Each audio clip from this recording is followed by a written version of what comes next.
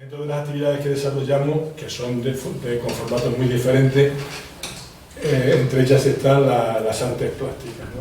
Y hoy tenemos con nosotros a Paco García, a Manolo García, a Manolo García, que lo iremos comentando despacito con esta exposición de dibujo que responde a un encargo que le hizo la asociación Retama de Orellana la Vieja, ¿no? Que por cierto han traído unos carteles magníficos que recogen los dibujos, por si a alguien le apetece coger uno, están ahí atrás, ¿no? Bueno, la presentación esta podría ser también muy larga porque la obra de Manolo es importante, es una obra de calado y podemos ir comentando sobre la marcha, sí. Los aspectos que te parezcan más oportunos. A mí sí me gustaría hacer una reflexión sobre la importancia del dibujo.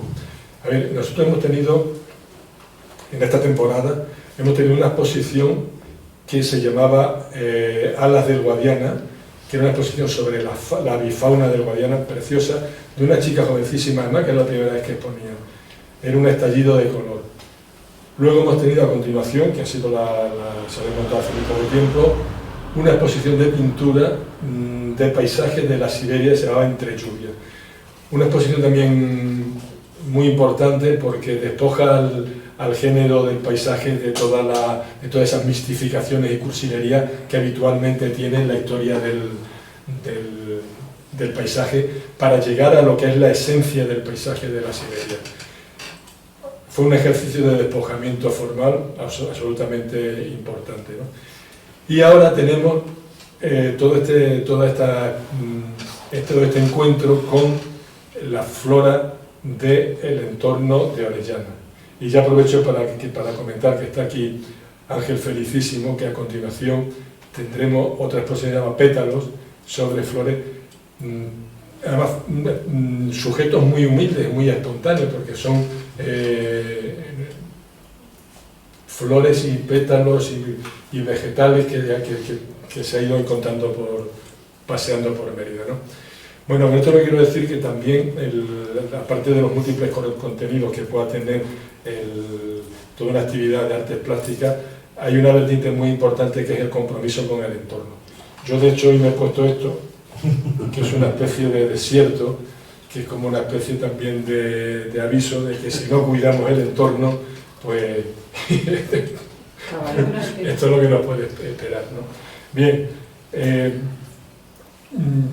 la obra de Paco, aparte de la de Manolo. La de Manolo ni te cuento. Ya te reconociste, Paco. No te lo he dicho hasta ahora. Bueno, cuando diga Paco, sabéis que Manolo y viceversa. Diga García. Y cuando venga García. Manolo. Ángel. Bien, entonces quería hacer una reflexión sobre la importancia del dibujo. Kandinsky, que es un pintor que seguramente todo el mundo conoce, que es un innovador del arte contemporáneo, ¿no? Él, y además era un teórico. En uno de sus libros, ahora mismo no recuerdo si era de lo espiritual en el arte o el punto y la recta frente al plano, él hacía unas reflexiones sobre la fotografía.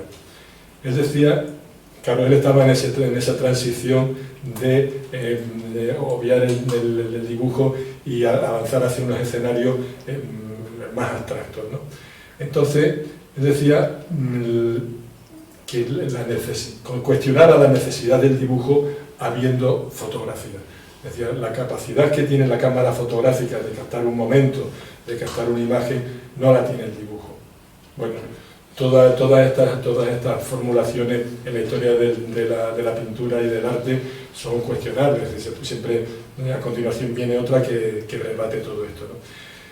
Yo creo que hay una diferencia fundamental entre el realismo de la fotografía y el realismo del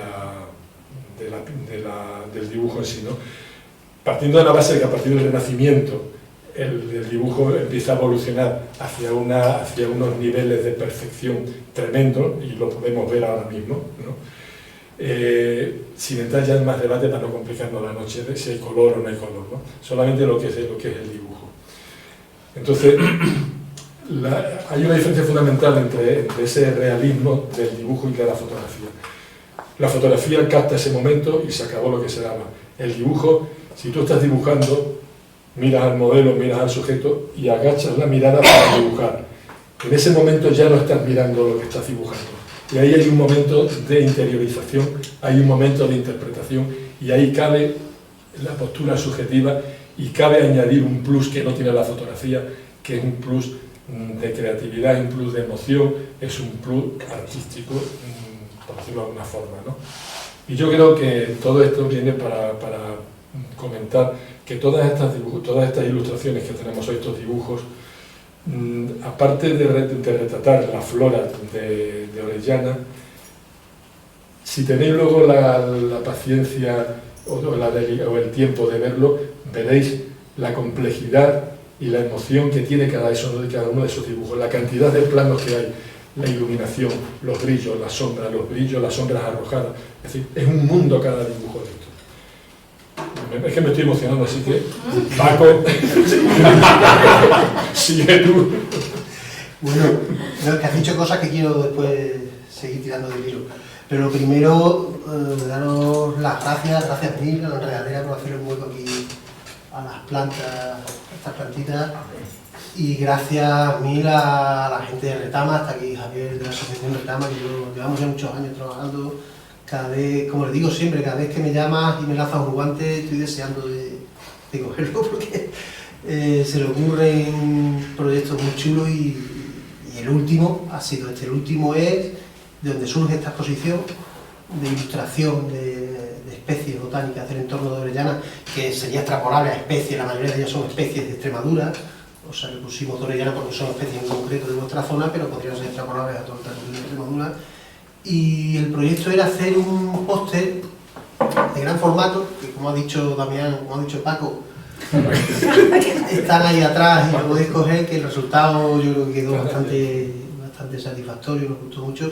Es un póster que cumplía varias funciones, porque era doblemente, se hizo con la intención de que fuese doblemente divulgativo, no solo en el sentido de divulgar los nombres y divulgar el conocimiento de unas plantas que están en nuestro entorno. Algunas son bastante humildes y bastante fáciles de encontrar. Estoy viendo la Diplotaxis, que es la segunda que está ahí, que es el jaramago, que es la primera planta primavera, o que sale en la última fase del invierno en todas las cunetas, en todos los bordes de camino y hasta en los entornos urbanos, en los parques, hasta plantas mucho más sofisticadas y más exóticas o más difíciles de ver, como estoy viendo a su lado precisamente una orquídea, la Serapia asperichiscanoi, ¿no? O sea, un repertorio de plantas que con este póster se divulgarían, se difundirían, se sensibilizaría sobre el entorno, como decías tú, Damián, pero también hay otra doble vertiente que era, se les ocurrió la brillante idea de poner su nombre vernáculo, en castellano, su nombre científico, en latín, y su nombre en extremeño. No solo el nombre de cada planta, sino también el nombre, toda la leyenda que aparece en el póster está doblemente traducida al castellano y al extremeño, asesorados por la OSCE, ¿no? El órgano de seguimiento y control del extremeño, de las lenguas de Extremadura, eso. Y nada, y quedó un resultado, como digo, con varias vertientes de divulgación, no solo estética. Y bueno, aquí es donde se juntan eso que se habla tantas veces, el sitio donde se juntan el arte y la ciencia y la divulgación, la ilustración científica, aunque esto no sean ilustraciones puramente científicas, porque hay un componente también más estético, lo que se buscaba también era un resultado estético, pero sí tiene una parte de ilustración científica. Hay una frase que me encanta decir, aunque no venga a cuento algunas veces, pero esta vez sería a cuento, que es, pues bueno, viene totalmente a cuento y queda muy bien, que es David Attenborough, que hace unos días cumplió precisamente 98 años, dijo que cuando le preguntaron en una entrevista que cuál era el fruto, la expresión más refinada de la civilización occidental, él dijo que la ilustración botánica. O sea, esa frase tan bonita no merece la pena decirla. Hombre. También es cierto que lo dijo en una exposición de ilustración botánica en Kew Garden. A lo mejor lo dijo para quedar bien. Pero yo dudo que hubiese dicho lo mismo del fútbol o de las capeas.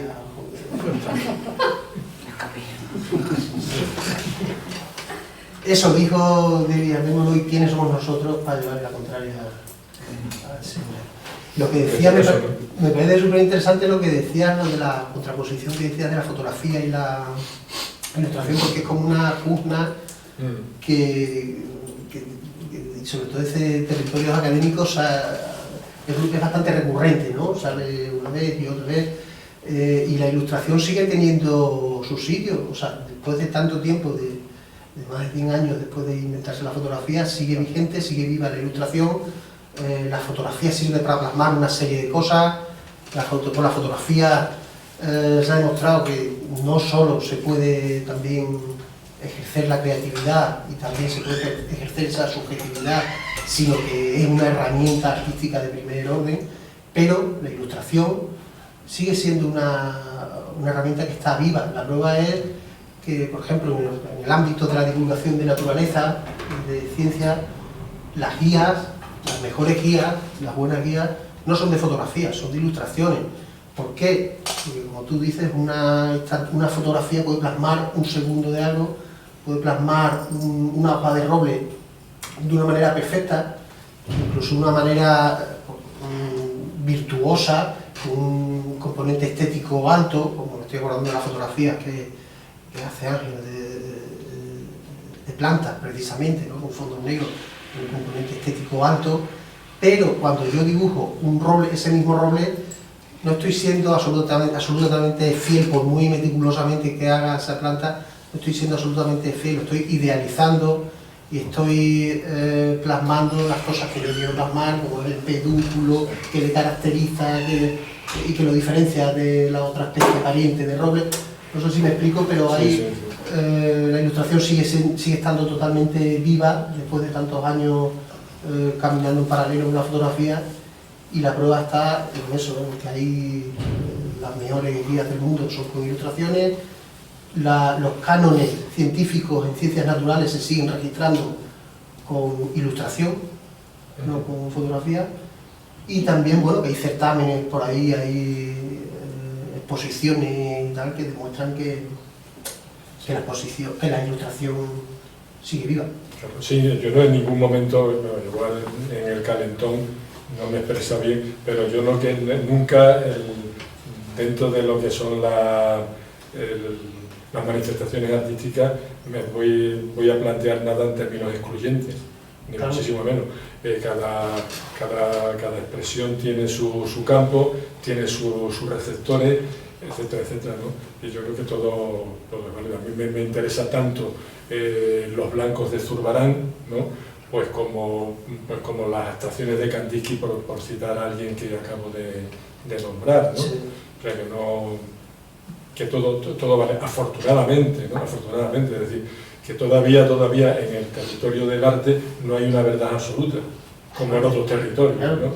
Que nos tienen más metidos en veredas, ¿no? Y retomando el tema del trabajo, esta colección te la encarga la asociación Retama, y el contenido también, ¿no? Luego todo el desarrollo del trabajo es una elección tuya, es decir, cuanto a técnica, todo eso, ¿no? Bueno, diríamos, o sea, cuando ellos hacen un encargo, igual que cuando se hace cualquier encargo, se establece una pauta por los dos lados hasta que se llega a un objetivo que creemos que puede ser el más razonable. En este caso estaba claro que queríamos ilustraciones que fuesen frescas, ¿verdad? Con fondos blancos, como sabía hacer. Yo trabajo otras técnicas también con otro tipo de fondo y tal, pero en este caso creíamos que era más visual a lo que se trataba, ilustraciones frescas, sencillitas, y recordando a las ilustraciones clásicas de botánica, están hechas con bolígrafo y con... Eso. con lápiz, es lo que hablábamos antes, y con esta técnica en concreto con la que están hechas estas láminas, yo también intento reivindicar, y en otras técnicas con las que dibujo también, ¿no? Reivindicar el uso de herramientas que son bastante prosaicas, que no son herramientas demasiado ortodoxas en el mundo del arte, como son el bolígrafo o los lápices de madera. O sea, que son herramientas que todos estamos acostumbrados a usarlas desde que somos pequeños, que son, bueno, el bolígrafo es que ni siquiera un utensilio de arte, es una herramienta de oficina, ¿no? Pero aunque tenga muy poco caché y muy poca alcurnia, pero yo lo reivindico porque son, lo primero, me parece, dan unos resultados que me gustan mucho, y cuando doy cursos o talleres de ilustración con estas herramientas, pues todo el mundo se da cuenta que son herramientas con las que estamos familiarizados, porque todos los conocemos, además de que son asequibles. Un boli vale 30 céntimos, son asequibles, no me tengo que comprar un caballete, no tengo que estar 3 años hasta saber cómo funciona, ¿no? Son herramientas que sabemos cómo funcionan y encima son súper fiables y dan resultados que pueden ser buenos y agradables. Son súper fiables cuando se domina el dibujo. Claro, el boli tiene un problema que no tiene marcha atrás, es como la acuarela, no tiene marcha atrás. Sí. ¿No? Entonces el trazo y ese trazo se queda... Sí, ahora mismo, por ejemplo, en bolígrafo hay gente en arte contemporáneo que hace cosas alucinantes, ¿no? Hasta hace cosas dentro del terreno del hiperrealismo solo con bolígrafo. O sea, parece que está cogiendo, que se está abriendo hueco el bolígrafo como herramienta de arte. Lo que pasa es que como tú lo utilizas, concretamente en esta colección, no es lo mismo utilizar el bolígrafo para hacer una trama, un sombreado, que un contorneado, es decir, que aquí sí que ya no hay, es un trazo, una línea que está definiendo un dibujo, y aquí no hay... Sí, efectivamente. En un rayado sí que puede... Sí, no me quiero enrollar con el proceso porque lo mismo no es tan interesante, pero el proceso de estos dibujos, aquí el papel del bolígrafo, de la tinta, es súper sutil, es muy testimonial. Es solo al final, cuando ya está acabado el dibujo, cuando ya está contorneado, cuando ya está coloreado, pues lo utilizo de manera muy sutil para sombrear algunos puntos de interés. Cuando quiero dar, si alguno dibujáis, sabéis que cuando se intensifican los negros en algún dibujo de una figura, se crean puntos de interés que le dan potencia a la sombra, ¿no? Por eso para lo que uso yo, tan sutil que prácticamente no quiero ni que se vea el trazo del bolígrafo.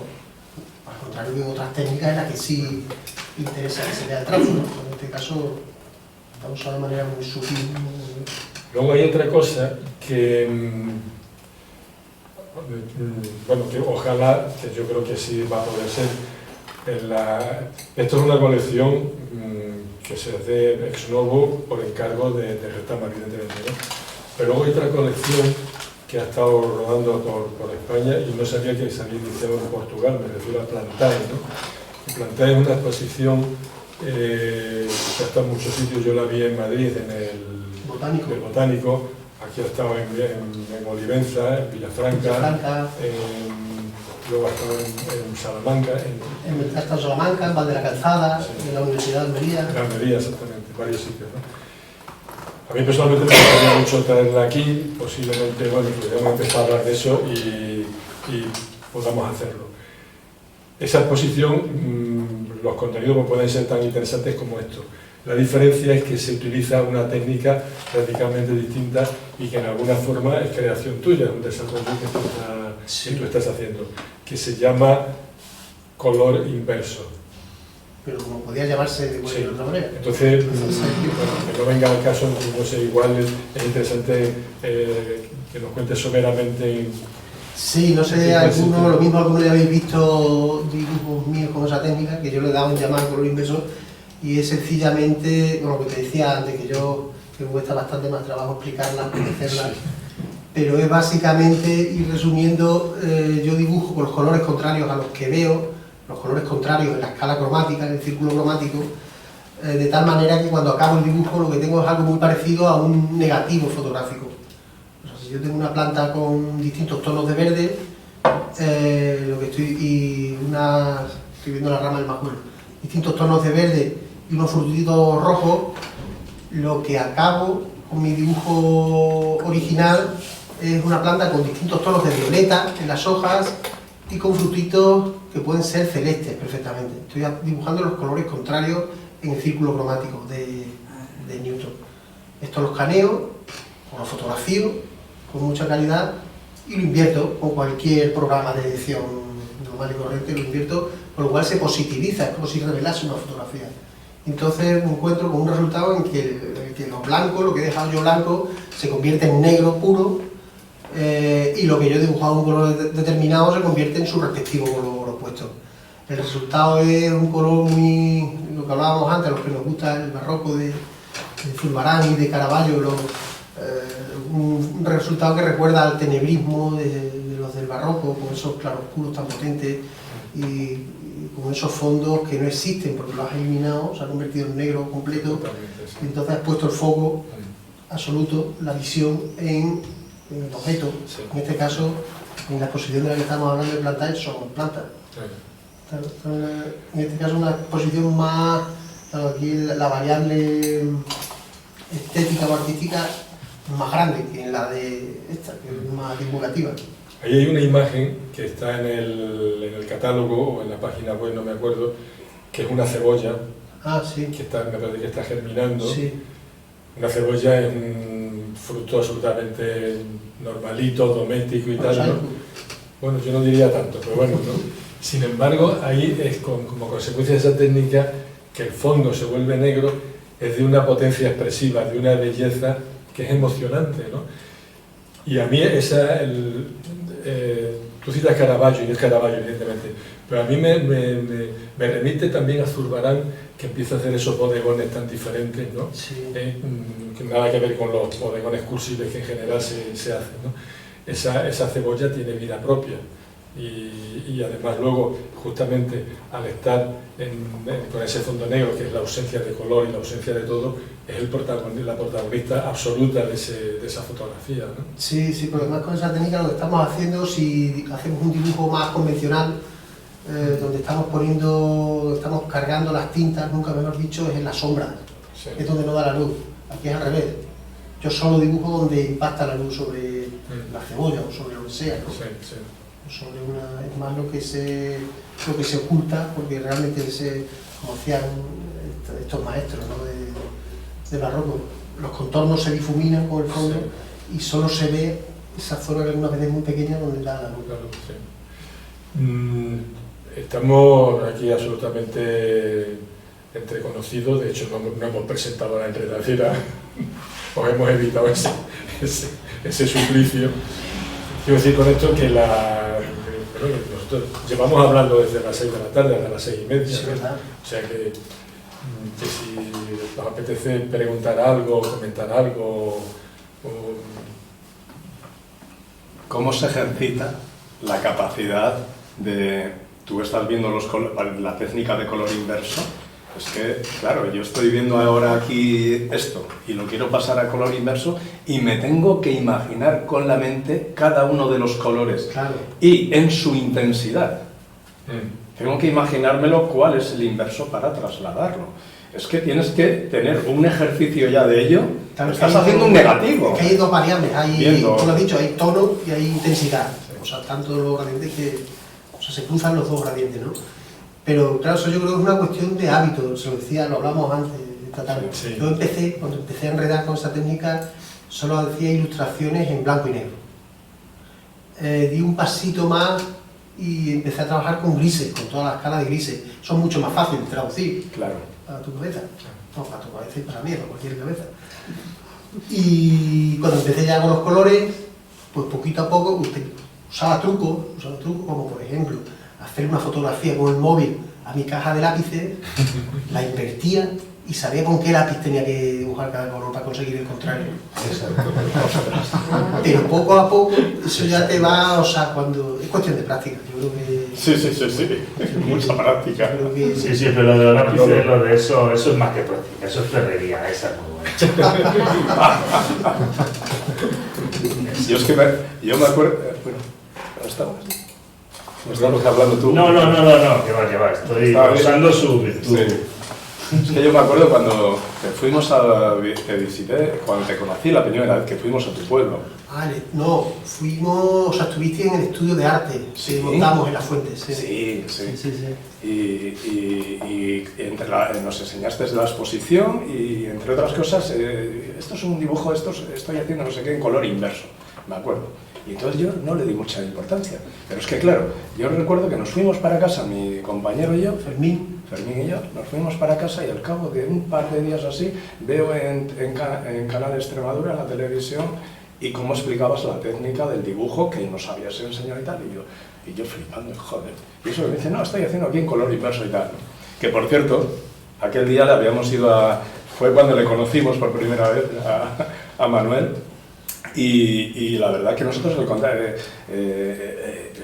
yo tenía cierto seguimiento a través de las redes sociales, de los trabajos que hacía, y el logotipo de la asociación lo teníamos, creo que era eso, ¿no? Me parece recordar. Lo queríamos dar una vuelta porque era muy antiguo y lo queríamos... un lado de cara al logotipo Sí, de la asociación. y entonces queríamos hablarlo, pero como teníamos tanto debate interno, porque es que somos así, tanto debate para cualquier cosa, y el logotipo era algo muy importante y que lleva muchísimos años, muy representativo, y como había tanto debate, mira, vamos a ir y lo hablamos en persona, y se lo propusimos. Pero cuando nos volvimos de allí, Fermín y yo íbamos en el coche y yo le decía a Fermín, ¿has visto lo que hace este hombre, este tío? ¿Has visto lo que hace este tío? Y le digo a Fermín, estás pensando lo mismo que yo, ya sabemos quién va a hacer el calendario del año que viene, ¿no? Ya han pasado años. Y unos cuantos calendarios. Sí. Y ahora vamos a por las láminas. Sí. Porque esto ha sido un comienzo, pero yo creo que es un comienzo. Vamos a tocar otras vertientes. Sí. O sea, que no cojo todos los guantes tuyos. Sí. Luego no dicen nada que no, ¿eh? A ti. Sí. Y es cierto que no le ponemos muchas pautas, pero Sí, la mayor pauta que tiene, y es siempre, es el tiempo. Sí. Le comen los proyectos. Son muchas cosas y Bueno, me llaman... Bien, ¿qué hay de lo mío? ¿Para cuándo? Yo quería preguntarte, como has hablado de lo prosaico, de la reivindicación del bolígrafo, yo quería preguntarte una cosa simple que seguro que la gente lo tiene en la cabeza, que es ¿qué bolígrafos usas? Sí. Y luego su relación con el papel. O sea, yo me dedico a esto y sé que de un bolí a otro hay un mundo y de un papel a otro hay un mundo también. Me contestas eso y luego te pregunto de otra cosa. Vale, pues te contesto lo mismo que le contesté a Damián antes con los lápices. Me encantaría decirte que uso un bolígrafo de tinta de gel que me traen de Cincinnati, boli big, naranja, escribe fino. Es lo más fiable. He probado bolígrafos de muchos tipos, boli big. Me encanta los bolígrafos. Sí, sé que son súper fiables. Hay que Las tener naranjas Me de punta encanta esa fina. escritura. Big naranja, los que tenemos unos años, big normal, escribe normal. No, big. Big naranja escribe fino, big cristal escribe normal. Big, hombre. Porque de punta fina no se encuentra fácilmente. Sí, yo los compro por caja. Yo también. Hay que tener cuidado porque como hemos hablado antes de la tinta, que es irreversible, que no se puede, aunque sea de punta fina siempre, y sobre todo cuando hace calor, en verano, estoy dibujando con bolígrafo, tengo varios bolígrafos, tengo 10 o 12 bolígrafos usándolos a la vez porque cuando se calienta, con el calor y con la mano, se vuelve más fluida la tinta y sale la gotita criminal de tinta. La gotita, sí, que además esa gotita de tinta tiene la particularidad de que nunca se cae en un sitio que no importa, o sea, siempre sale en un sitio más súper delicado. Si estás haciendo un retrato, no va a salir la gota en la barba del tío, no, sale en el ojo, en el sitio Que no debe. En el sitio que no debe. ¿Y sobre el papel? ¿Qué papel? Eso sí es importante. ¿El papel qué papel usas? Sí, en este caso es un papel de 300 gramos Canson, que es un papel parecido al de acuarela, pero con un grano bastante más fino. Sí, ya lo conozco. Hay textilas, sí. Sí, hay otro que es un poco más satinado también, que para la tinta es maravilloso, que es el Bristol, que es también de la marca Canson, el papel Bristol, Sí. un poco más satinado. Y después hay un papel que para los dibujantes, de los que hacen dibujo técnico y eso, o los que hacen dibujo técnico, les gustaba mucho, pero es súper difícil de encontrar, que es el papel caballo, es un papel además de fabricación de España, Sí. que es un papel estupendo, igual. En este caso es un papel Canson de 300 gramos. Es importante que tenga un gramaje bueno. Si habéis dibujado con lápices, bueno, todos hemos dibujado con lápices, sabéis que la punta, la mina del lápiz de color y del de grafito también es una mezcla o bien de grafito o bien de pigmento mezclado con algún tipo de cera, y cuando se pasa varias veces por el mismo sitio, la capacidad abrasiva del papel, al dejar el pigmento, para arrancar el pigmento de la mina y dejarlo sobre el papel, se va eliminando porque se va saturando y se va volviendo brillante el papel. Entonces, mientras más consistente sea el papel y tenga una fibra más rugosa, más consistente, igual que digo que en el asunto de lápices y bolígrafos, yo creo que no hay que ser demasiado, no hay que dejarse llevar por el postureo, pero el papel sí es importante. Ese es el buen papel. Luego hay papeles que responden muy bien. Es que yo he hecho cosas con Bic azul en papel de estraza. Y el papel de estraza es muy agradecido. Sí.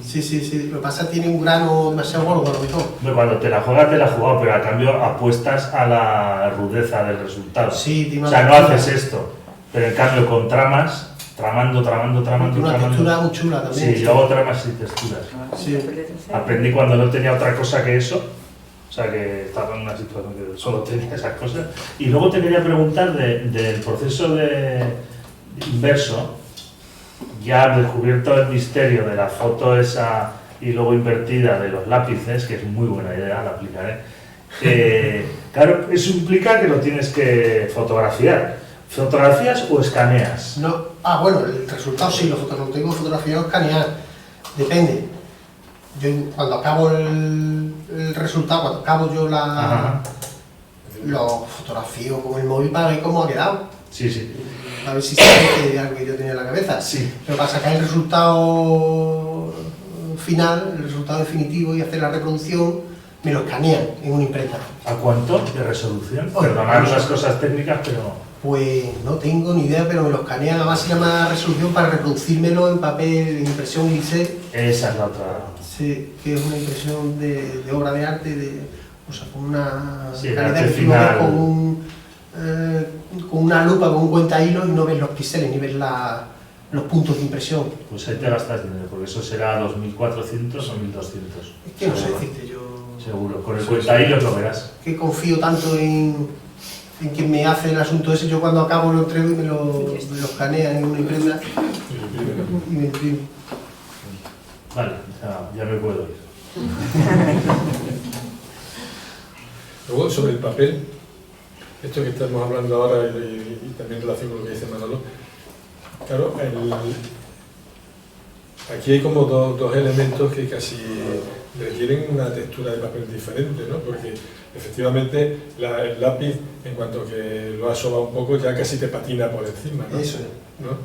Sin embargo, es decir, que sí le va bien un papel con una trama abrasiva, ¿no? Con una trama y Pero con una sí, consistencia. una consistencia. No sé. Pero, sin embargo, para una punilla, o para un Rotring, o para un bolígrafo, Tiene ese papel absorbente. pero el que haya una trama desdibuja la nitidez del dibujo, Sí. del trazo, ¿no? Sí, por eso esto es un papel fino. Es una cosa intermedia entonces ni para uno ni para otro. Claro. Complica eso la Pero jugada. después es un dibujo, por ejemplo, antes lo hablábamos también, yo hago ilustración científica también, para la Universidad de Almería, ilustración botánica científica, y eso es otro asunto completamente distinto a esto. Lo primero que hay colores, ahí las sombras y las oscuridades y los medios tonos se resuelven con tramas y con puntillismo. Tradicionalmente ahí lo que se ha usado es la plumilla y la tinta, que es la herramienta de ilustración científica.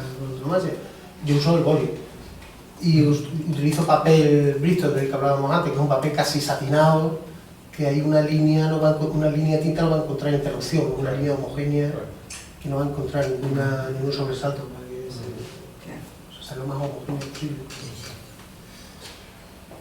Bueno, yo no sé, es decir, Yo sé otra, Entonces, de lápices acuarelables de color, nada, claro.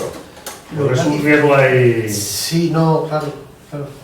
Los lápices acuarelables a mí me parece tienen unos colores, hay quien los usa en seco, yo los he usado en seco algunas veces, y Sí, yo en seco. darle agua, y tiene unos pigmentos más vivos que los lápices no acuarelables.